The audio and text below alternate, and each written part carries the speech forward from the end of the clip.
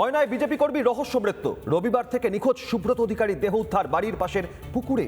খুনের অভিযোগ পরিবার ও স্থানীয় বিজেপি নেতৃত্বের।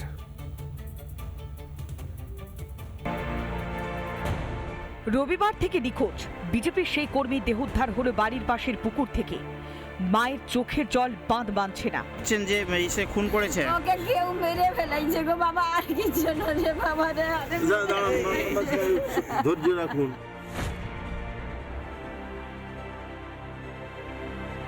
পূর্ব মেদিনীপুরের ময়না ব্লকের সুদামপুর গ্রামের বাসিন্দা সুব্রত অধিকারী ময়না 194 নম্বর বুথের বিজেপির কর্মী হিসেবেই পরিচিত। এলাকাবাসীর দাবি, রবিবার সন্ধ্যেতে বাড়ি থেকে বেরিয়ে আর ফেরেননি। নিখোঁজ ডায়েরিও করা হয় পরিবারের তরফে। 4 দিন নিখোঁজ থাকার পর এদিন সুব্রতর দেহ উদ্ধার করা হয় বাড়ির পাশের পুকুর থেকে। খুনের অভিযোগ দায়ের করেছে পরিবার এবং স্থানীয় বিজেপি নেতৃত্ব। ছিলাভাব আর মুখে ব্লাড বেরোচ্ছে, মানে রক্তাক্ত অবস্থায় উদ্ধার হয়েছে। শরীরে কোনো পছন্দ ধরেনি সেরকম। আচ্ছা, তাহলে আমার মনে ওকে প্ল্যানিং ভাবে ও মার্ডার করে গতকাল রাতে ওখানে ফিকে চলে গেছে।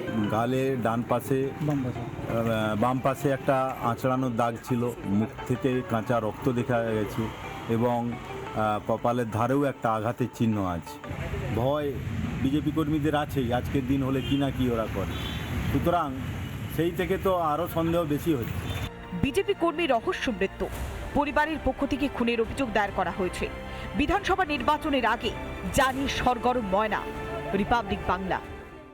নানা ধরনের কন্টেন্ট দেখার জন্য লাইক করুন, শেয়ার করুন আমাদের ফেসবুক পেজ, সাবস্ক্রাইব করুন আমাদের ইউটিউব চ্যানেল।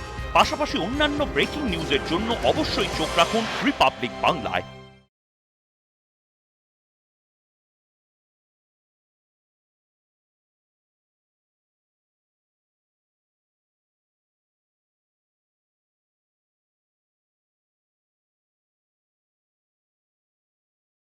নানা ধরনের কন্টেন্ট দেখার জন্য লাইক করুন, শেয়ার করুন আমাদের ফেসবুক পেজ, সাবস্ক্রাইব করুন আমাদের ইউটিউব চ্যানেল। পাশাপাশি অন্যান্য ব্রেকিং নিউজের জন্য অবশ্যই চোখ রাখুন রিপাবলিক বাংলায়।